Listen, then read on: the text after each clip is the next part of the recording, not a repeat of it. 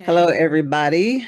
This is Lynn Reese, one of your favorite aunties. I'm here with your other two aunties, Miss Helen J. Collier and Miss Leslie Montgomery. And we are talking tonight about loss. Loss can mean so many things to so many different people. Like anything else, loss can be one of those things that you can either get stuck in or you can grow from. So tonight we're going to talk about many different ways to deal with loss. We're not going to have all the answers, as we have said before in different podcasts, but tonight I want you to sit down, learn you something, and maybe go help somebody else. And with that, I'm going to give it over to Leslie to lead us off on the topic of loss. Leslie. Good evening, everybody, to all our listeners and followers. I want to first say that when it comes to loss, I feel like I'm sure everyone have have experienced loss. At some point in time in our lives, I know that we will all experience some form of loss, no matter how great or small. Um, and that's relative to who's looking at your life and what the loss might mean, right? Um, I want to really hone in on the fact that no matter what the loss is that you're dealing with, whether it's something of sentimental value, whether it's something serious like losing a parent, losing a child, um, which in fact I have lost both. And no matter what it is, the important thing to me is what your life renders after the loss, how the loss affects your life, how it impacts your life, what becomes of you after the loss, right? I think that no matter what it is and how significant the loss is, either you can grow from it, you can grow stronger in character, um, you can grow wiser, um, and in some cases, the loss may dismantle you altogether. It may destroy you. It may bring you to a point in life where there is no coming back from it. Mm. And believe it or not, when whew, when I lost my mom, um, thanks be to God that I'm here today. Let's just say that. But when I lost my mother, someone who was the best friend to me, someone who was everything to me, I literally thought that I was going to die. So, not to talk about this subject of loss and weigh everyone down with the weight of what it can be, because to lighten it all up, I want to also say that you know when we think of the subject of loss, it doesn't always have to be so heavy. It could be something that you know could be as light as losing a friendship that meant something to you. It could be losing something that was of sentimental value to you. Whatever it is, the main thing that I want to pull out tonight is, where are you today? What has these different losses in your life? Everyone's different. Everyone has their own path and journey, and everyone's going to go through their own things. But Hmm. one thing and two for sure, we are all going to lose some things in life. Things that mean something to us, things that might tear and rip our hearts apart, things that, you know, um, may just leave us saddened. But whatever those things are that we lose, I would pose the question to all of our listeners, where are you today? Have you grown wiser? Have you grown stronger? Um, can you look at yourself today and say, hey, I'm not the same person that I was before this particular loss in my life? and I would like to get back to that place. Um, that is the most important thing to me, is to look at your life today after whatever loss it is that you have endured, and really examine yourself and see where you are. Um, because that's important. Some of the losses, like I said, I've experienced have made me look at life through a different lens. They have changed me altogether. I don't think there is a mother on this earth that would like to be in the club as my co-host and cousin Lynn Reese, being a mother who can say, I've lost my child, you know and have to continue moving forward and living on through that loss. So we're here to just chop it up. We're here to listen. We're here to talk about it, to give it straight with no chaser, and really just talk about what it feels like, what it has rendered in our lives as a result of the losses, and just keep it real. And I think that all three of us, Miss Helen, Lynn Reese, and myself, are here to give people a place to come and sit and really converse and know that they are supported, and that there are there are people here that can relate to whatever it is that you have gone through, whatever losses you've endured, and let's just talk about it. Let's put it on the table, and as women, as you know, sisters, as aunties, as mothers, let's just get it out there and really try to help each other in order to continue striving forward. So, yeah. I'm really in touch, and I'm touched by all that you have shared and are sharing with us, because when you have lost something that you can never get back, that you will never see again, Yeah. that has been a part of your life, all or most of your life, it is a mind-changing, boggling experience. For me to have witnessed a man come into my house with two weapons after shooting in the house, and um it was just like my world had just turned completely upside down, and I was in the twilight zone. And all the things that running, trying to get help, not realizing that my little 11-month-old nephew had been shot by the man Mm. when he shot through the window, and just going through all of that, it changes you. Mm-hmm. Uh, uh, and at that moment, your life is just Mm. you're trying to get reality back. You're trying to understand what's happened to you. And you're right. Some people never come through that. Mm-hmm. Yeah. But if you if you're able live through, because we, as a black woman, and my mother, we were there at the time, and we experienced the whole ordeal. And there's no one that there was no therapy, no couches we could lay on, no nothing that was there for us to tell us, to help us process that. So we had to internalize that, and find a way to process that so that we could live with it. Mm. And the guy escaped, and so my mother and I was the only star witness, so we had to leave town before he found us. And after they finally got him back in custody, it was like his family started paying out money to help him get not prosecuted for the thing. We would go down to the court for his court dates, and they would postpone it, postpone it, postpone it, postpone it.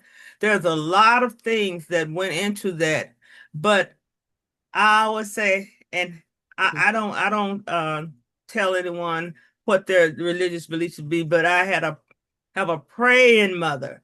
I had Mm, a praying and we lived with the always that no matter what we go through and have been through, because she had been through way um uh uh harsher ordeals that she had to deal with, and where you start out don't mean that's where you're gonna end. right. And so what we had to do was just keep moving forward and telling ourselves that this too shall pass. This too Yeah. shall, we can put a place it, you'll never forget it. It'll Mm, always be there with you. And there'll be people who will say, well, why didn't you do this? Why didn't you do that? Why didn't you do that? You're not walking in my shoes. mm-hmm. So until you walk in my shoes, you can tell me what I could have, would have, should have done. Mm, All you, I know is that the fear, the loss, the trauma of having those two family members leave this world and was with a mother with her son in a casket with her. It took some years yeah. to live through that. Um, Going to sleep, couldn't wake up because I couldn't catch my breath, and on and because the trauma, it was really something I didn't really understand why that happened, but it Mm, was because of the trauma that I had faced, and I had no way of processing and no way of understanding it. But all in all, there's a God that there's something that this outside of the human self existence that will, if you reach out to it, it will definitely. And for me, it was my belief in the divine Savior to walk me through this, help me through this, and mm-hmm. find a way to recoup and to find Helen Yeah. and understand that, as you say, Leslie, even in the darkest hour, Mm-hmm. there's always dawn. And so, Mm-hmm. no matter what you're going through, if you if you keep believing that you can get this too, I will survive. Mm-hmm. It will happen for you. Yes. Oh. Hmm. Everybody take a deep breath. Okay. Give yourselves a big hug. Mm. One big hug. Love yourself.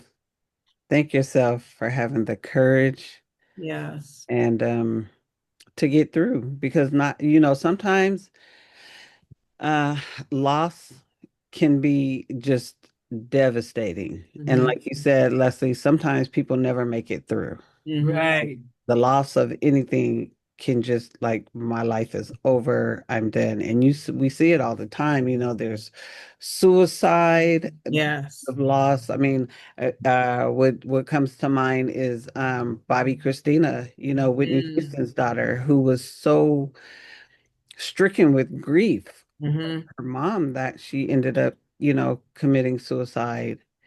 It can be to that tragic end, or it can be, to the opposite end where you say, this is not the end of my life. I can do all things through Christ who strengthens me, Yes. who gives me strength, and, take strength from it and, move on. And not that you ever forget the loss, Mm. but you take that and you just gain strength from it, Mm-hmm. right? So, wow, Miss Helen, I did not know that, you were, on the run for a while until they, Yeah. captured. I mean, there's so many layers to that. Yeah. Just like, my mind is spinning now, Um, but like even in the loss of, our baby, we had a son, we were expecting a daughter, and we're, you know, traveling, and then it's like something doesn't feel right, And we go to the doctor, and, they're like, oh, we don't hear a heartbeat and all the Mm. things that come along with that. Um, so after losing that baby, I mean, it was more than just the loss of that because then I also was threatened with losing my job. Like, if you want your job, you have to take a different position, which for me, it turned out to be more of a triumph because I Mm, never would have gone into the, childcare field on my own in the way that I did had that not happened. But I mean, it's like I'm dealing with the loss of my baby, mm, and then now I have to deal with, do I want to keep this job and go to a different position, s- or you know what I mean? Or like look for something else, right? right. Right. So for me, it turned into, you know, I think 5 years in that position and then 31 years as a child care provider, right? Mm, But I wow. never would have known that, ch- uh, I never would have known the life of childcare that I had and the love that I have for it if I had not have lost that job. Mm, You know what I mean? Because I was clerical, secretarial, and then to be thrown into a classroom, mm, 2 and 3 year olds, good Lord, that was a whole shift for me, right? But it turned out into something that, and I just say that it was God ordained because I definitely wasn't looking for that, right? right. But um, in a way, I say that it was a blessing. Yeah. If in the moment, I was like, geez, do I get a chance to grieve? Mm, The other thing I wanted to talk about regarding that too is how instrumental my mother was in that, right? A lot of times when we go through loss or we go through tragedies, um, or we see someone else going through it, we want to have answers, right? We want to say something that encourages other people. So going through that, losing the baby, I'm like, you know, devastated. I was young, maybe 21, I think, going through that. And then so I reached out to my mom and she was like, I don't have answers, mm, but I'm gonna give you your aunt's number because she's also gone through that. right. And I, to this day, think that that was one of the many wise things that my mom did for me is not say something in the moment that could have been devastating for a lifetime, but gave me over to someone who could empathize with me. And when she took herself out of it and didn't have the answers, I was just like, man, what else can my mom do? You know what I Mm, mean? Like, she is superwoman with this cape because she's helping me deal with loss in a way that's just so respectful. You know what I mean? I Mhm. just I just thought that mm, was just so wise because sometimes, when we do go through things and all that, we're like trying to be encouraging, but we can say mhm, the wrong thing at the right time. right. You know what I'm saying? So Yes. I think that's something that we all need to think about too, is when someone is going through something, not always trying to be the one with the answers. Sometimes I feel like, um, you know, and I say this because I want to speak to the fact that when God puts you in a position or a place where He may, at the time, you might not look at it like, oh, this is a good thing, but He will isolate you. He will set you aside. He will put you in a closet, so to speak, metaphorically speaking, right? And He will take everyone like your mama, like your friends, and everyone that you would normally reach out to and be like, oh, I need a shoulder, or I need, you look into these people, right? To give you an encouraging word or to be there. But I commend Gloria, and I'm glad that you brought that up, Vernon, because it is true. Sometimes it is it takes more strength to do something like that than to not.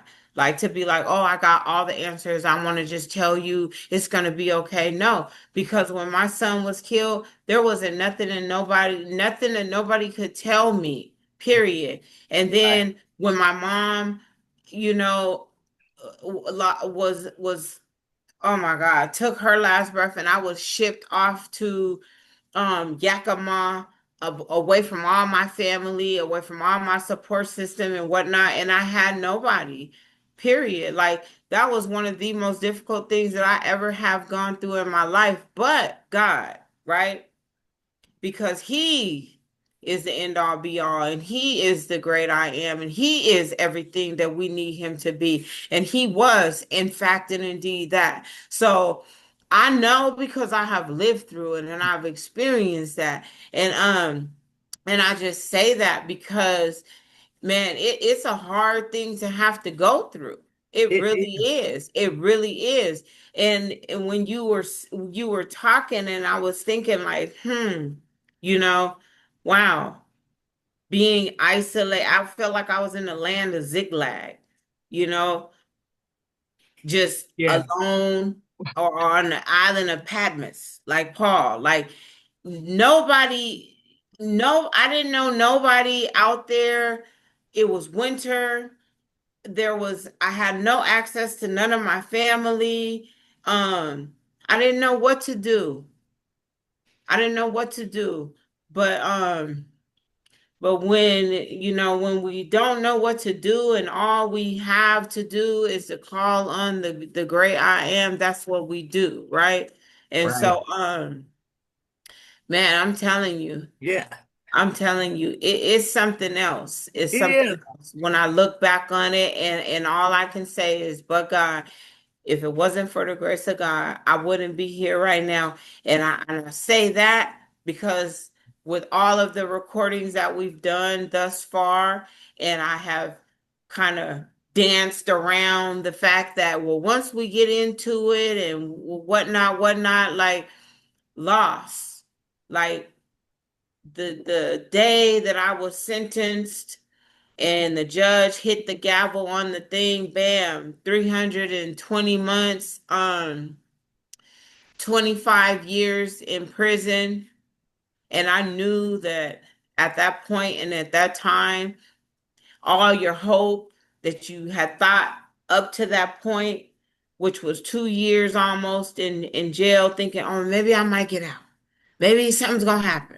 They can't find me guilty. There's no way. I didn't even, you know what I mean? Like all these different things. But then when you come to the point and you have to look it in the face, this is what it is. Um, that's a big loss. It's a loss that wraps up so many losses in one. I lost my children, I lost my freedom, I lost my family. I lost so many different things, and not just me losing, but they lost. You know what I'm saying? And so it's like when you look at it in the grand scheme of things, you have to say, like, it's not just me who lost 25 years of my life to the penal system. It was my sisters, my children, my grandmother, and oh my God, it's so many different layers to it. But thanks be to God. Yes. And I'm here But you today. don't look like what you've been through, right. honey. Girl, thanks be to Yeah. God. Yeah. And I hear Thanks what you're be to saying, God. and I understand it really touches me because when we fought, how things would end up, the guy that killed my sister and her 11-month-old baby spent 5 years in jail, came right back to the neighborhood, Mm, and 5 years. 5 years, and he we're just around and there my brother who said I just once he come back let me know. My mother said to us, she said, no, you let God handle this because Mm, he don't need his blood on his hands. But we had to live with that, and having to live with him there and hear him over the years uh mm, say that he regret what he did, but that didn't change the outcome for us, and having to live through that and know that how he his how he really ended up. He took a lot of lives, yeah. but we had to. My mother helped us, and she was there, right there, when he was shooting my and both of us. So it was something that we just couldn't talk about. Mm. So she just told us that you as a family, we have to take care of ourselves. Yeah. And can you imagine when, and I'm saying this out, can you imagine when your son, wake up and your son has been hung, or Mm. your something that's happened to one of your children, and you have to live with around the people that you know Right. have done that. Right. You can't, there's nowhere you can go. And think And that is about when when you I don't really know who did understood. it. Yeah, yeah, that's when I really understood my ancestors having to live with people. There was nowhere they could run to, nowhere, and they could wake up in the morning and never know. And when the unexpected happened, Yeah. your life just, but Yeah. like you said, Yeah. if you have the faith and the belief that you can overcome, and Yeah. that you depending on not yourself, Yeah. but the divine Savior to bring you Yeah. through that, because Like that Jen was said, horrific. this too shall pass. Yeah, And I would love to, just elaborate and touch on, like you said, because we talked about it before right now, the unexpected losses and the expected losses. yeah, The time to prepare because you know what's to come, or the time that you do not have to prepare because it right. hits you like a ton of bricks. And Yeah. so I think that again, at the end of the day, we ask ourselves, what has that loss rendered? Have we gained wisdom? Have we grown? Have we become stronger?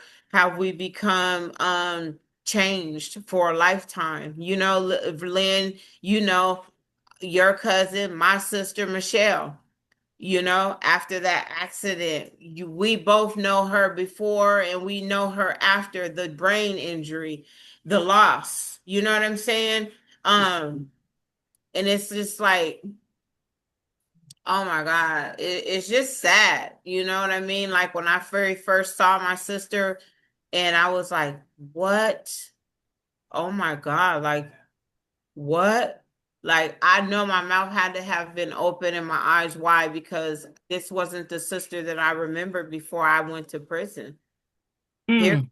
Yeah. And but the loss, like losses come in so many shapes, forms, and it's just like, but at the end of the day, where does it leave us? That's the I, main takeaway for me. And the question that I pose to our listeners is, whatever they can recollect, or whatever they bring up in their mind, and they say, oh, after this loss or after that, ask yourself, where are you today? Yeah. You know, where are you today? one thing I wanted to say, or to ask you guys, because we are all believers in God, Right. right? Yeah. And so that's where our hope is. Whenever there's a tragedy, a loss, or a celebration, or whatever, we give thanks to God. Yeah. We question God, but we don't reprimand God. I Right. guess, right? So we question, we wonder why we're going through this, but still, through all of that, through all of our questions and everything, our hope is in God.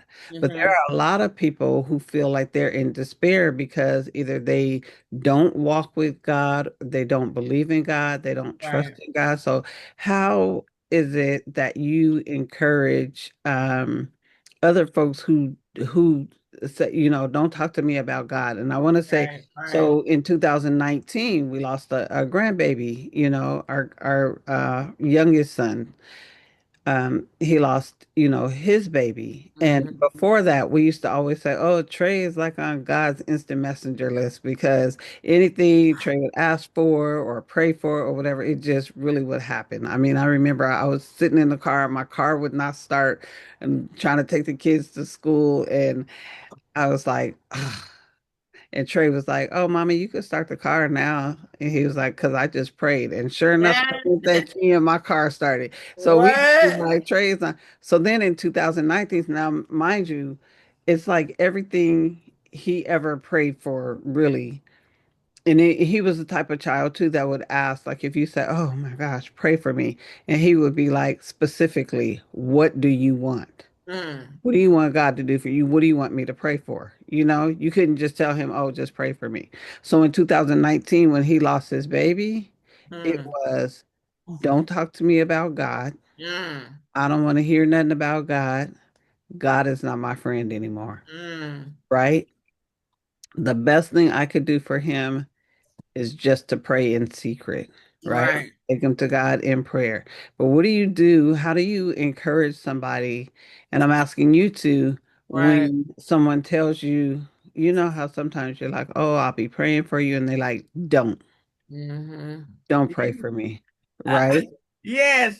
Well, what I do know is it's just like a child who's upset with his mother because they tell him, don't put your hand in the fire when he's getting close to it, and spank him or do whatever to allow him, and he started crying, and it doesn't stop the mother from loving him. Mm. It Mm. doesn't, because a lot of times you have to give advice that's not welcome to Mm. those who need it.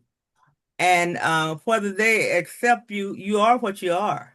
So if I believe that there's something out of myself, out of the realm of the physical, that guides my life, and I have it and I give it for my children or whoever, and they say I don't want it, and I don't worry about that. I said that's fine, because you love your children whether they love you or not, or at the time they're upset with you. So when you give it to the divine savior to take care of it, do whatever you believe that is going to be done, that's the direction that you know has to be taken, because the person who says that they don't have, especially with your son saying he had been believing in it and then decided all of a sudden because he didn't get something he did really want and he didn't get it, you know that it's because of his grief. And a lot of times when people don't believe in things, because things in their lives is not situated in a way that they want it to be, and they believe that believing in anything outside of themselves is not going to get it anyway. So it's like if you don't start the car, it's not going to run. Mm. I'm going to tell you, I'm going, if you don't have to actually tell me not to pray. I'm going to do it anyway. I know that's right. You Yeah. understand what I'm saying? So I so like a that. person, yeah, you got a right to say it's Yeah. okay. God don't mind you saying you don't like him. God don't mind saying you don't want. That's fine, because Right. when my kids can say the same to me, but they still mine. Mm. That's not going to change. And Right. as long as you know that that's not going to change, you're going to do what you know is necessary. Mm. And then once you bespeak God for what you're asking for, and you got to know one thing, that when you ask for something, it may not come the way you expect it to come, Mm. but it will Wow. come in the right order, the way it Mm. should come. And you may not realize it then at the time, because when I had to go to court and all my co-defendants dropped off and decided that they wouldn't go with me, and I had to stand by myself and go, I was devastated. Mm. But I just said, no, I have to stand on principle. And I was saying to myself, as the voice said inside of me, you have to stand when no one stand but you. Right. And when I stood and I got the finger on the back and said, you're going to need help, I know God has sent his angels, and if whatever it was that I needed to get done, went smooth. And so don't worry about when people say, don't get angry with them. Just know what you know. Mm. I like that. And it makes me think about like with the experience that I went through, the 25 years of incarceration, I came across so, and even since I've been out for almost 9 months, I've come across so many people. I work with so many unbelievers, but it's like I would pray, God, do what only you can do. Cause we are just vessels, right? We are called as disciples to go and take the good word and the message that we have learned and go and to spread it. That's what a disciple does. But you're gonna always come up against people who don't believe, who don't but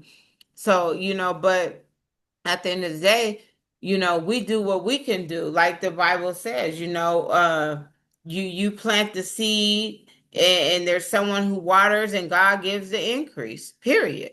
We can only do what we can do, and God can do what he can do. So I really like that, Miss Helen. I really do, because Yeah, you it, love your daughter. You love your daughter, your son, and yeah, they can say, definitely. "I don't like you. You did this. You still that Yeah. mother."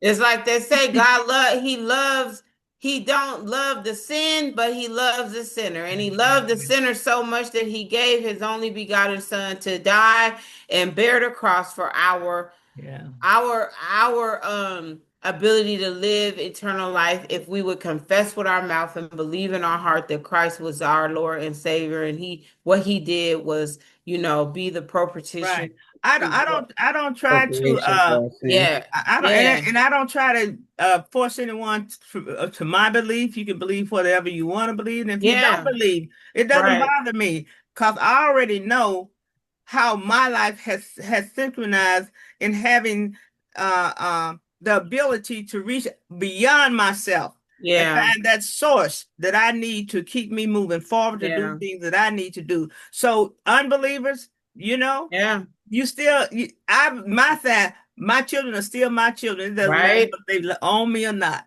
I know that's right. I just so a really good friend of mine, she was just telling me about there was this lady that she knew, their kids had grown up together. As a matter of Hmm. fact, they're still really good friends. They're like best friends, right?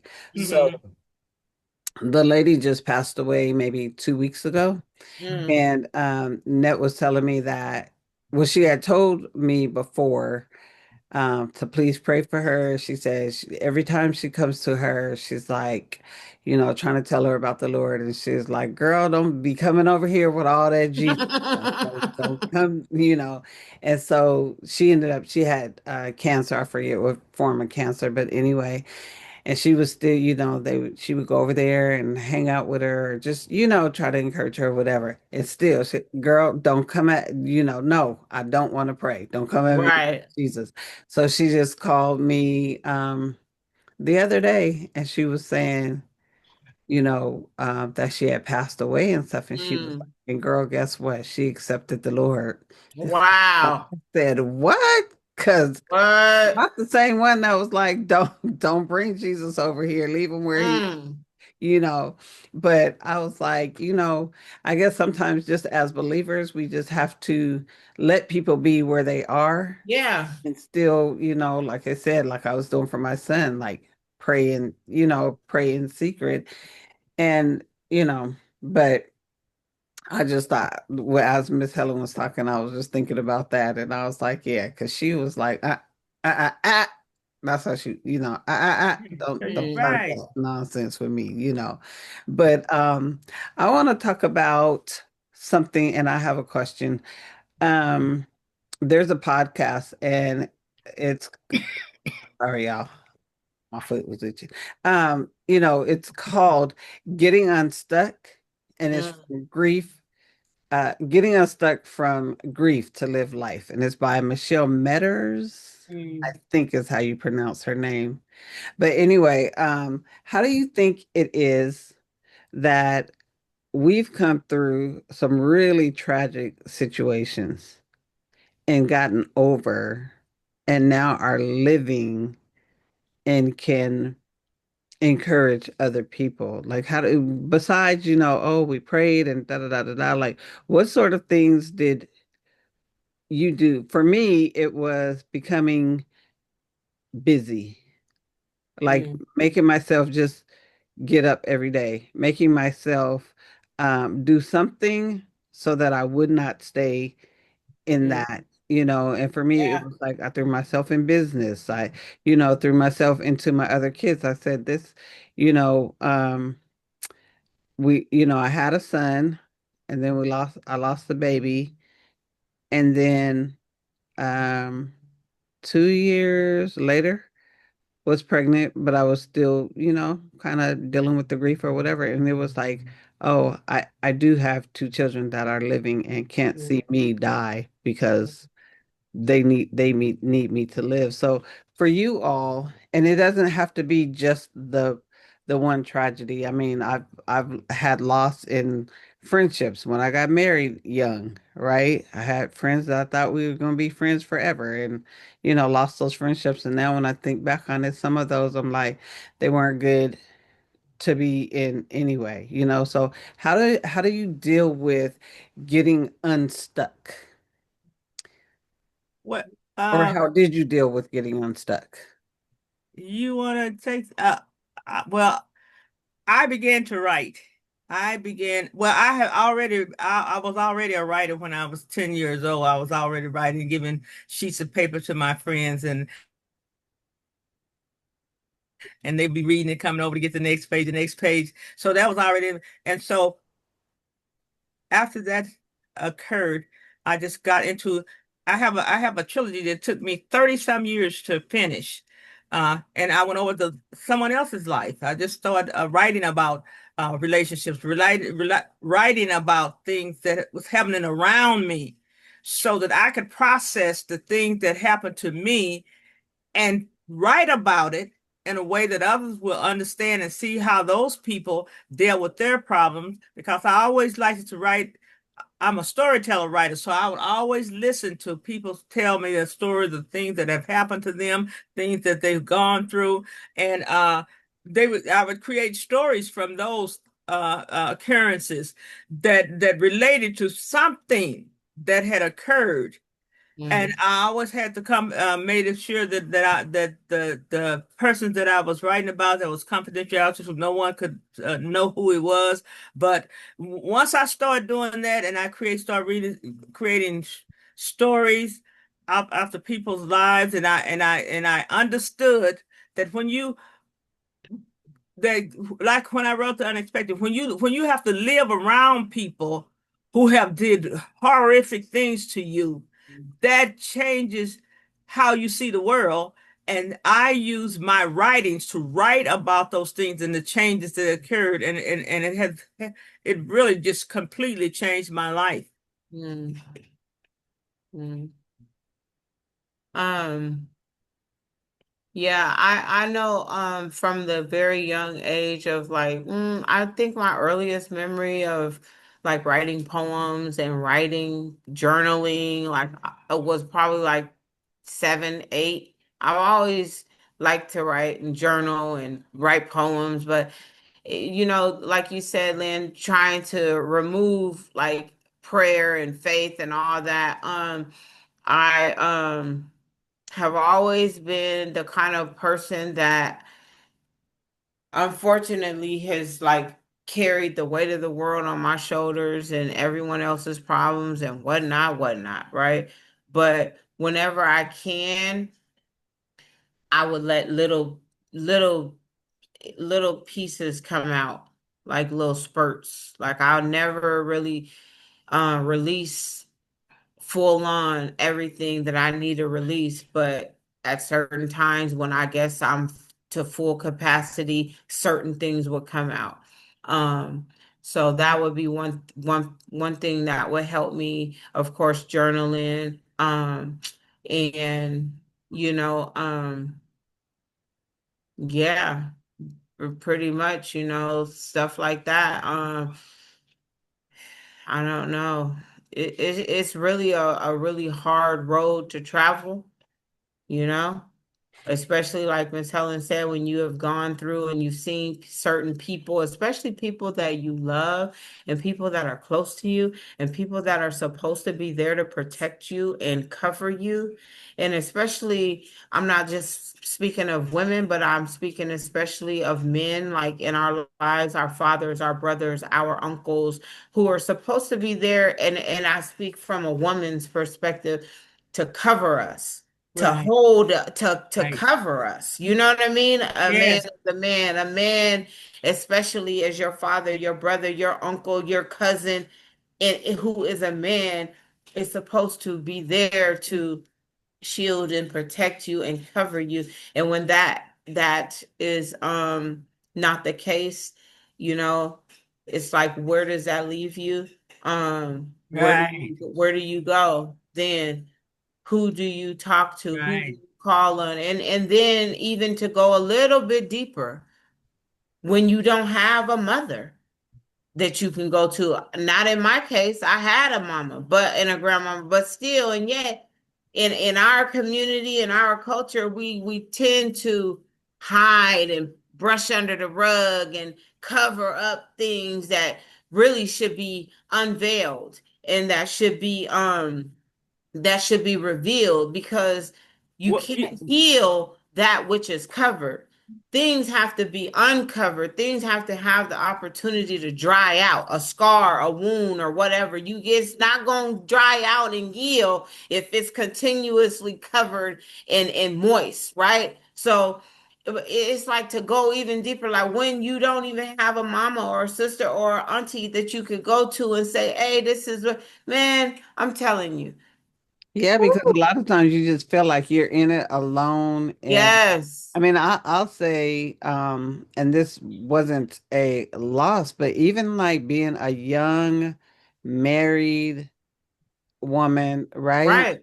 with kids, the first time my husband and I had a real big disagreement, Mm-hmm. I felt lonely. I felt like I had lost something because I felt like, oh, my mom's been married all these years and never seen Right. my mom and dad argue in front of me. So I always Mm. felt like, well, they got a perfect marriage. She's not gonna understand this, right? I can't go to my sister because she's married and they seem happily ever Right. after. You know what I'm saying? My friends, the ones I told you, uh-huh. that I lost, none of them were married. And so I felt like I was on this Yeah. lonely journey because essentially I lost my friends when I Yeah. got married, right? As I felt like my mother in a sense for some years because I'm a newlywed, I'm spending time with my husband, but I'm not spending time with my mom getting to know what marriage is Mm. or what it's like. I didn't spend time with I mean, my sister and I started getting close. Really, there's a 6 year difference, right? So we started getting close once I got married and once I opened up to be like, hey, what's up? You know what I Yeah. mean? And so being in a loss and then gaining, I felt like I gained my sister then. Right. You know what I'm saying? Yeah. Uh-huh. But for the first few years, I felt like I was on Mhm. an island Well, by myself Yeah. Yeah. because who would understand me? Not right. these young girls who ain't married. Right. You're You're supposed to be absolutely. my Oh, I friend. You love know what I'm that. saying? So, um, I don't know. I But just feel like, sometimes we gain something from loss and sometimes Mm. we lose it and sometimes it's not for us to pick back up and find. Mhm. And you right. know what? I And, think like community comes up, um family, community, and family and community don't always mean blood. We're pumping the same blood, we're sharing the right. same DNA. Family and community, whatever that family and community is for you, then that's what that is, and that's how we get through, and that's how we continue to press forward and move towards a healthy whole place. And like I said from the beginning, and I'll continue to promote and press and push healthy, wholeness in our lives, a healing. No matter how much trauma we've gone through, no matter how much we've dealt with, loss, whatever, heartbreak, to be whole and healthy and well is my end goal. So, community, family, whatever that means to you, Lynn, whatever that means to you, Miss Helen, then that's how we get through. And that's how we continue to get through. Well, let me say this to you young ladies, because you get your children. I lived in the era where when you're saying, you uncover things you have to sell. Yeah, I lived in the era where that was who you live. I lived in Jim Crow. So who are you right, gonna? The law enforcement was white right. police officers. Yeah, If someone even of your race did something to you, it depends on mm, who they were and yeah, how they decide or how much money they had. whether or not whatever problem you had or something that has Mhm. happened to you that you want to reveal or you couldn't tell. There was no healing place as far as Right. going to others because everybody was in the same Yeah. horrific situation as Right. just holding on to them, and mostly adults never talk to kids or never talk Yeah. among about the things because they had no recourse Mm-hmm. Right, right, except within their own communities, and usually there was no recourse there because the control from the Yeah. outside influences was just constant. You can lose a child one day, and somebody else could lose a child another day. And when you guys, when you talk about Emmett Till, there were hundreds of Emmett Tills Right. Right. back in the day that Yeah. came up out of rivers and swamps that nobody will ever know and ever talk about. So yes, I you feel understand what like you're saying, and that's that in my opinion is the beauty of this podcast is that I'm the baby of the group, okay? Even though well, I'm I'm old enough, right? But I'm the youngest here. Then we have Miss Helen and we have Lynn, and it's because we all have come up. You know, me and you, Verna, a little closer, but yeah, still right, different era. right.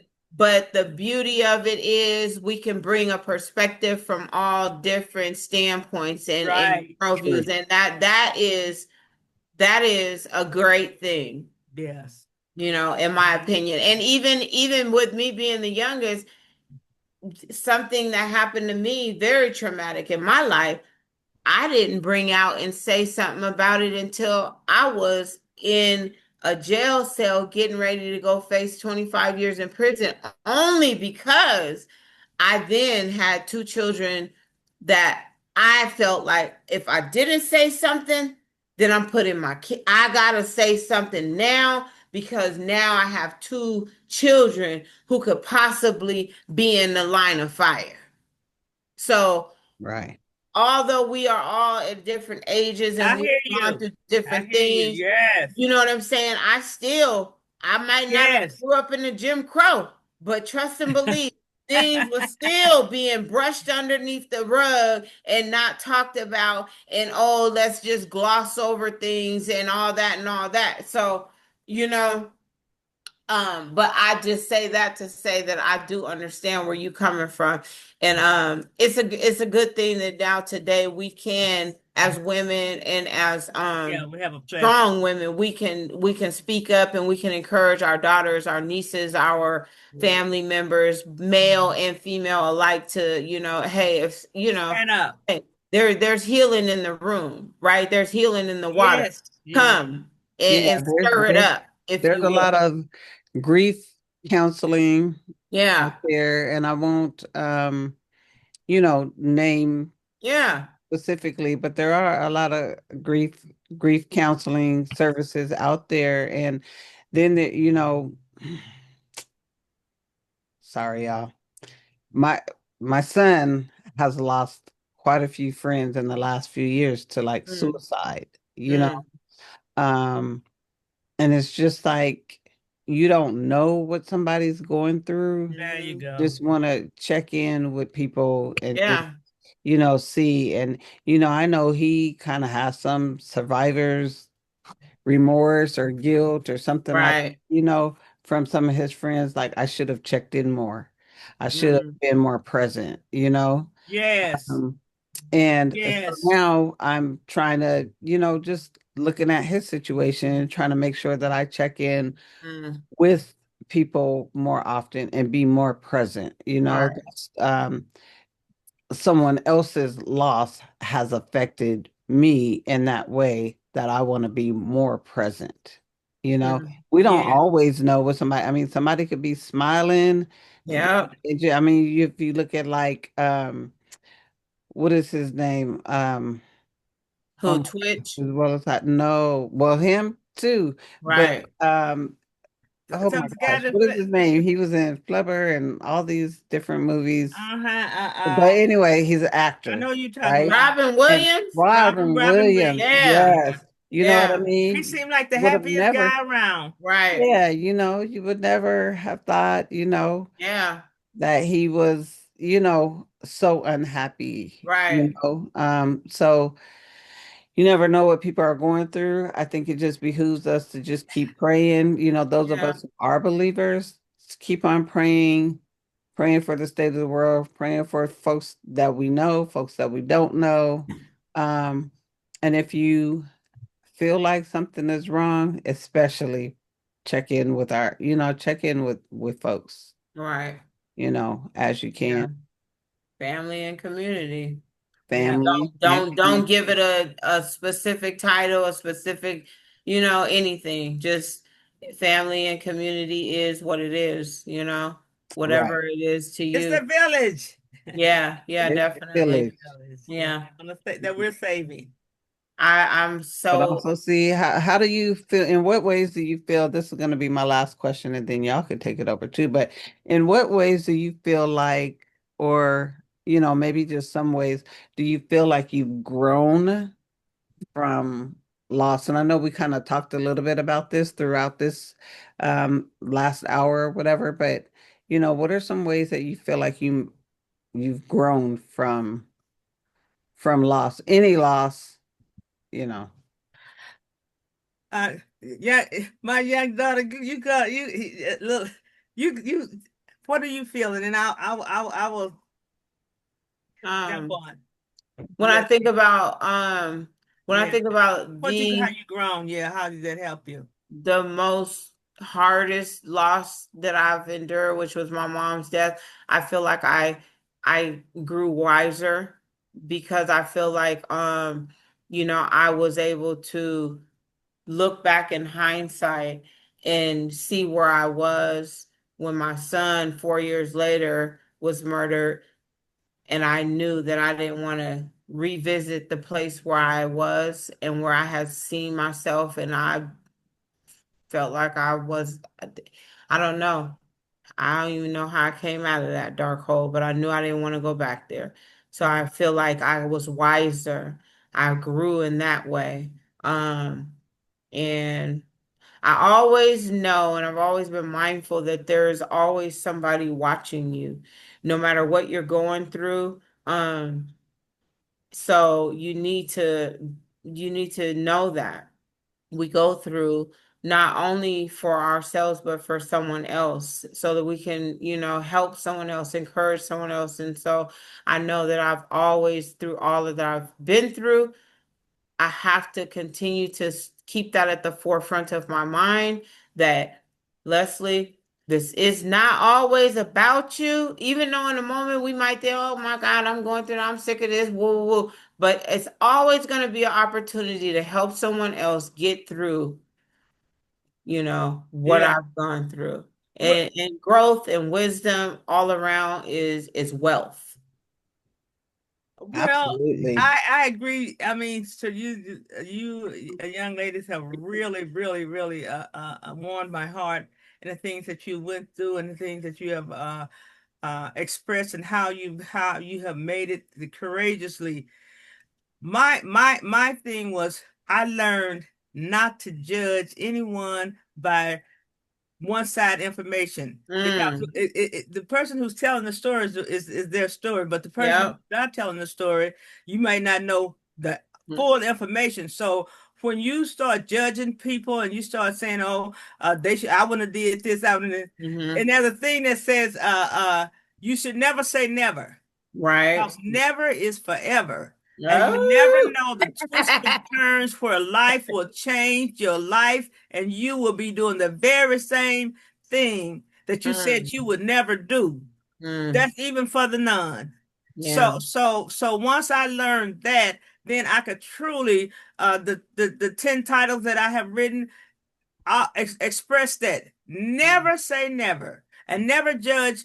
I'm not walking in your shoes. I'm walking in mm, my shoes. I what's happening to you, I may not have a clear understanding of. mhm, I may not have the full impact of what is going on with your life. All I can do is not judge you, but if I can help you, and people will tell me all the time, don't give it to the homeless, don't give it that. mhm, Oh, well, my daughter is a minister, and we were driving that car, And the white guy came. He said, "Please just give me something." She said, "Well, I don't have anything but $20." And I said, "She ain't crazy enough to give him no $20." You know, you got to be real. And so Right. that's exactly what I said. I said, "No, she ain't crazy enough to give him that." So she best passed it to him. We don't went on about our business. And the next day we went fishing in Alabama.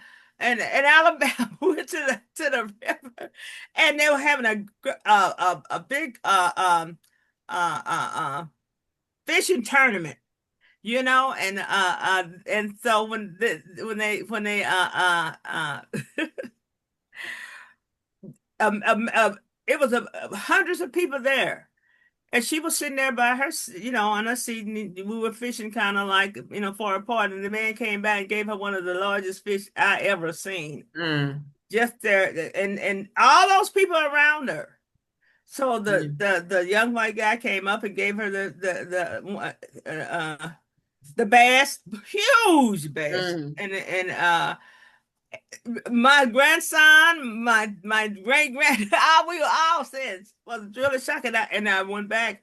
God could, there's nothing impossible in Right. God's realm that He can teach you, and He was not only teaching her, He was teaching me.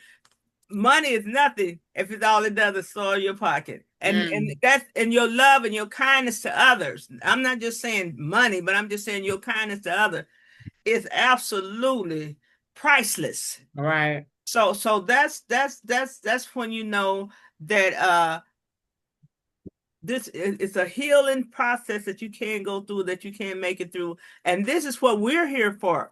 We're here to tell those of you who have no one to talk to, no one to the things that you've hidden inside your heart that you just cannot share. Mm, But we're saying to you that there is a way out, and yeah. there's light always at the end of the tunnel. You just have to reach for it, because if Mm, you don't make that first step, you will never go walk out the door. And I am proud to be here with these young ladies, and I'm proud that, and I hope that what we have shared with you guys will be of some encouragement, so that you can understand that life is unexpected, and you never know it. You got to live in that one day. So what tomorrow is going to bring, you are hoping. It's only the day that you know it for real. So amen. uh, don't ever give up. You may give out, but never give up. Okay. Come on. Snap, snap, snap, Thank snap, you. snap. I know, right? Right. Yeah. I think one thing for me, I think I've grown in so many different ways, but one thing is from so many different losses is just to pay more attention. Mm, Mhm. I think I started paying more attention to my life after the loss of my child, mm, Mhm. right? Because I think I was naive enough to think that mm, uh, problems would escape me. mm, I'm 19. I'm married, 20 and young and free and all that, not necessarily paying attention to the future of my life or even the now, just kind of living in the moment, right?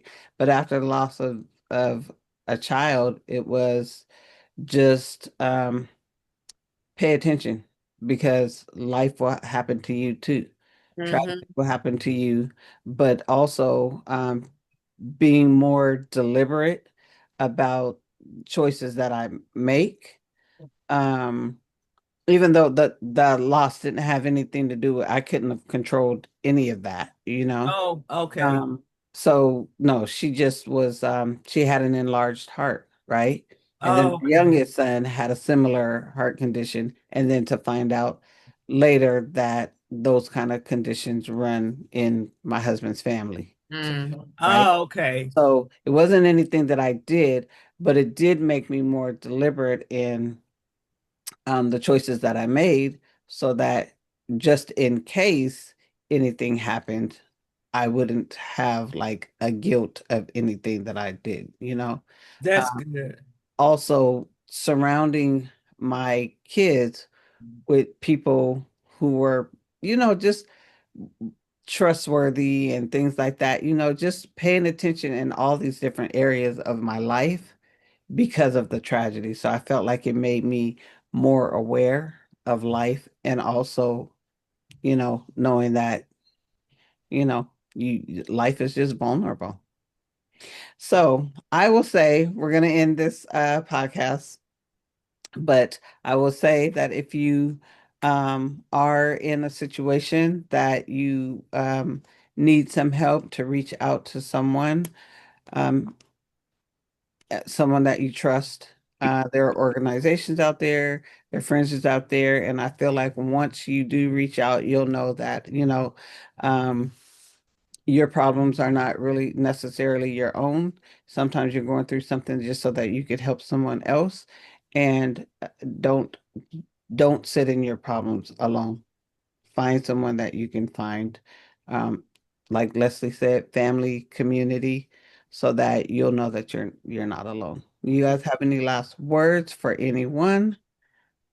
No, the only thing I would say, because I didn't mention suicide, although I've had some experience in that also, is that it's always when you get to that depth, because I actually truth when my that happened to my sister and I was so visibly involved in it. uh you have to have some other than yourself that you can reach out to, and allow them Excuse me. to hear your call, someone that loves you.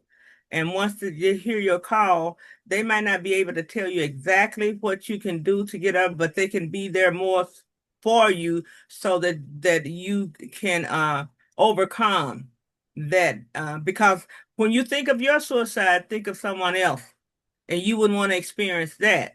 So Mhm. how would you want them to do for you? And that's what you should do for yourself, for someone else to help you. Mhm. Um, that's good. My last words, thinking about what we just, talked about, is everything with a beginning has an end. So it's the inevitable, and no matter what the situation is, we're all going to experience loss at some point in time in our life. And basically, it is just what you do with it and how you see yourself coming out on the other end. And my words would be to encourage those who are left after a loss to know that, you know, you are left, and there's a reason, there's a purpose, and live your life to the fullest. Be the best that you can be, help support others, during their losses, and just know that, life is worth living. And so live like there's no tomorrow, right? Um, yeah. That's how I feel. I'm on the other end of a great loss, and I'm trying to live every day like there is no tomorrow. So, yeah. Well, thank you, ladies. It has been another great recording. I hope someone sat down and learned something. I hope someone can encourage someone from, you know, um, our words, our actions, or deeds. And we're here with that. I'm going to end it. Thank you, Leslie, for leading the charge. Yeah, you're welcome. Thank you, dear. Yeah, it was a pleasure.